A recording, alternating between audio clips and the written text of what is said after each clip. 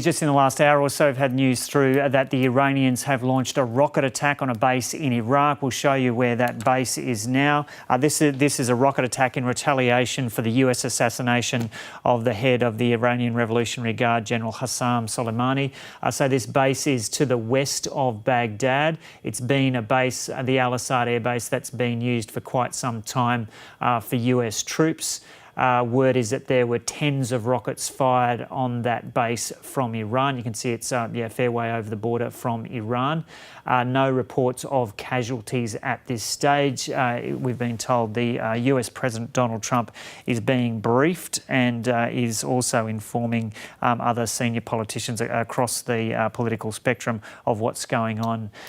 We've got our US correspondent David Lipson joining us now. David, what can you tell us?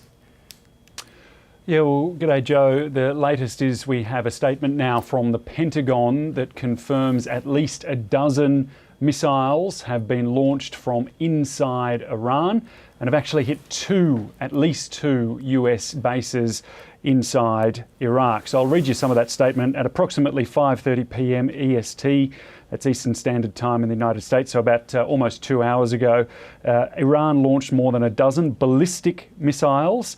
I'll come back to that point, against US military and coalition forces in Iraq. It's clear that these missiles were launched from Iran and targeted at least two Iraqi military bases holding US military and coalition personnel. Al-Assad base is one of them, and Erbil is the other one. Now, the reason that I mentioned ballistic missiles is that that is clearly only within the capability of Iran itself, not just its proxies. So this does seem to indicate a clear escalation in the conflict that has been going tit for tat for several weeks now, much longer depending on how you look at it. But really the response from the US is what we're watching very closely on now. And I think that will probably depend largely on the sorts of casualties that we will or won't see inside these bases. So the bases hold not only American soldiers but coalition soldiers as well, so Iraqis, possibly some others, indeed from the United States allied countries. But there is a little bit further on that statement. It goes on to say, we're working on initial battle damage assessments, and as we evaluate the situation and our response, we'll take all necessary measures to protect and defend US personnel, partners and allies in the region. So this is a response from Iran that the Pentagon was very much expecting, was very much ready for, and so not unexpected, but certainly a clear escalation in this conflict. Okay, David, so just take us back a few steps. We had this news come through several days ago about the assassination of this general, this senior Iranian general. Take us through what happened back then, and that was in Iraq, wasn't it?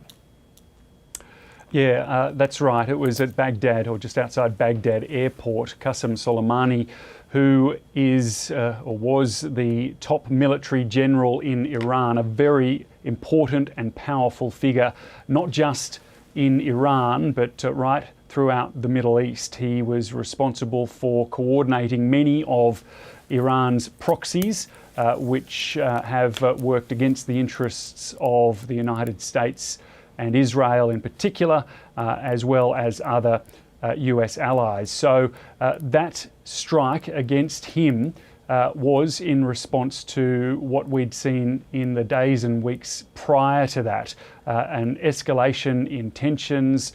We saw a rocket strike by Iran, or at least its proxies, its Shiite militia proxies against the US embassy in Baghdad, and that resulted in the death of an American contractor.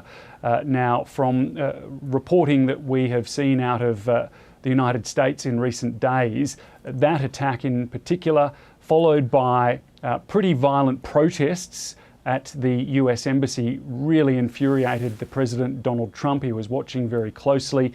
He said to reporters on New Year's Eve that he was not going to allow another Benghazi, and that, of course, is in reference to the attack on the US embassy back in 2012, in which the ambassador there, the US ambassador, and 3 other officials were killed. It seems that from that point on, the president was very much on a course to deal a serious blow to Iran.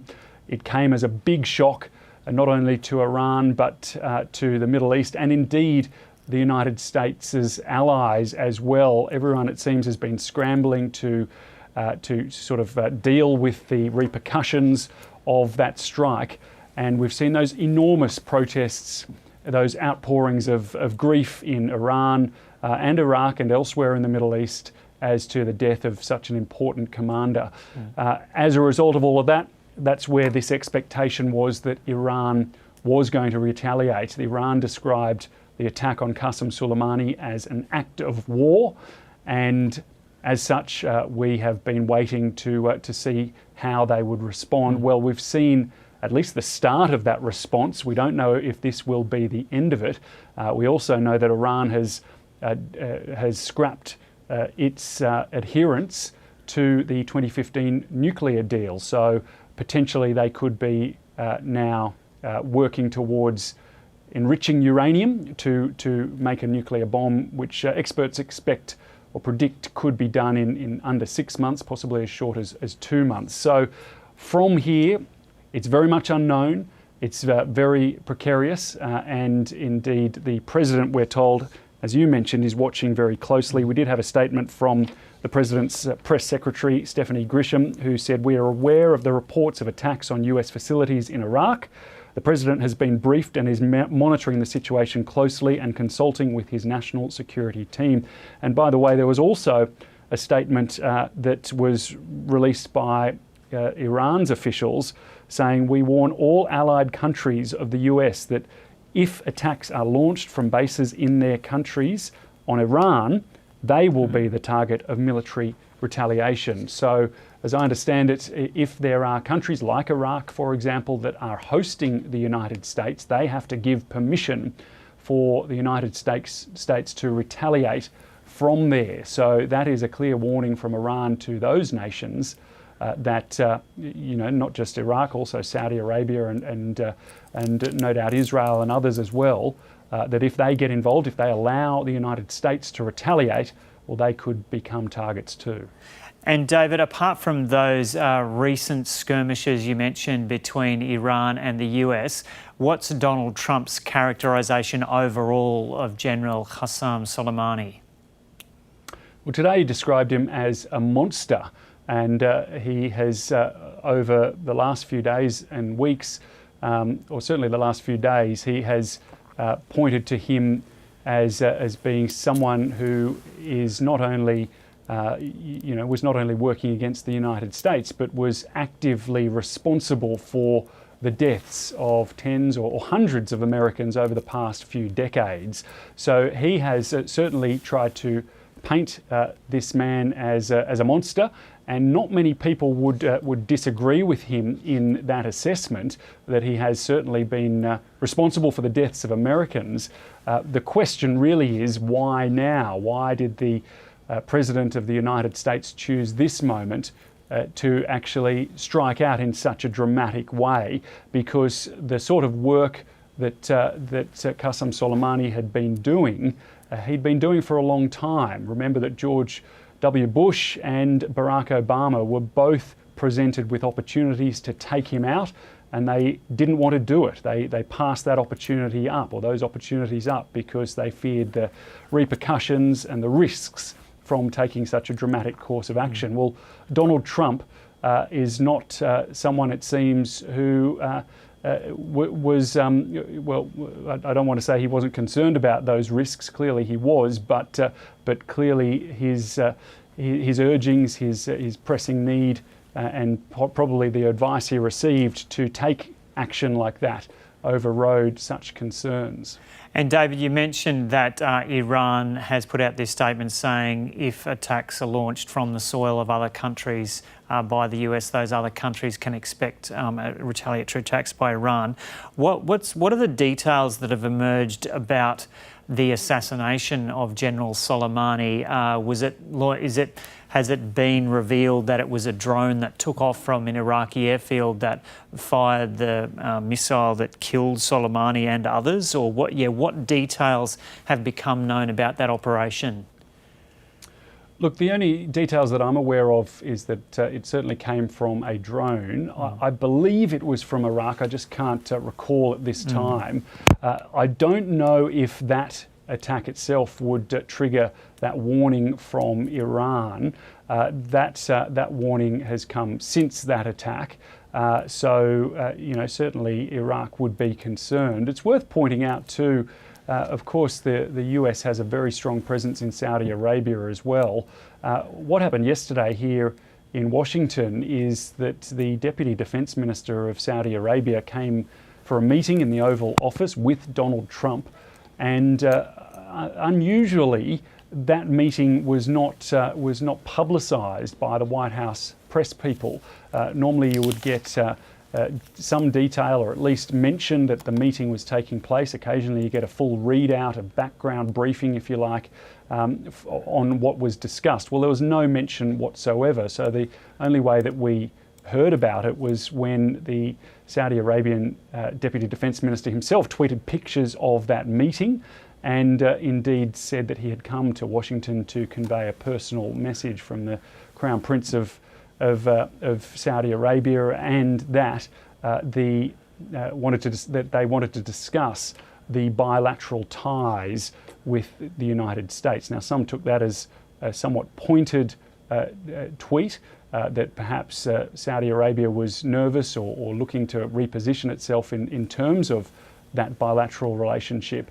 But not long after that tweet became public, and the President and his administration were criticised for being less transparent than Saudi Arabia, the President himself did tweet as well and confirmed that meeting take place. I mention all of that just because so many of the United States allies have been jittery, or worse. Of course, we saw the Iraqi parliament in the last few days vote to expel all US troops from Iraq. Now, that vote was not binding. It's an interim government in Iraq, and as such, it doesn't look like the United States is going to be leaving Iraq anytime soon. They certainly don't want to.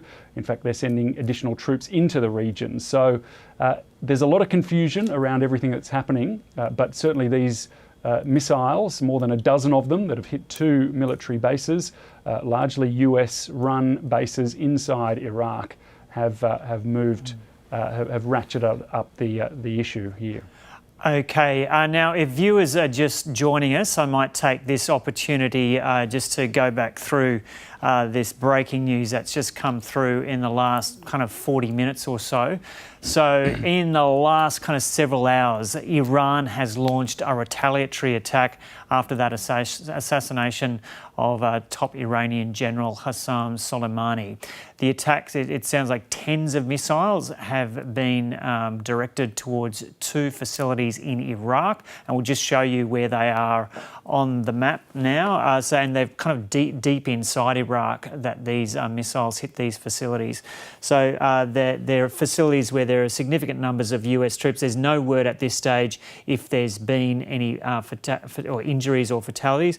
One was at this air base, which is just to the west of Baghdad, the Al-Assad air base, and another air base has been hit. We just heard this from our US correspondent, David Lipson. Another air base has been attacked there in the north of the country in Erbil. The White House has put out a statement saying the president is being briefed on what's happened. Of course, we've heard Donald Trump say in the last 24 hours even that there will be a severe response if Iran was to attack US facilities. There's no indication of any US moves at this stage, and Iran has said it would take revenge for the killing of Soleimani, and it has Yeah, so Iran has claimed responsibility of this and said that countries that are hosting US bases where there are attacks on Iranian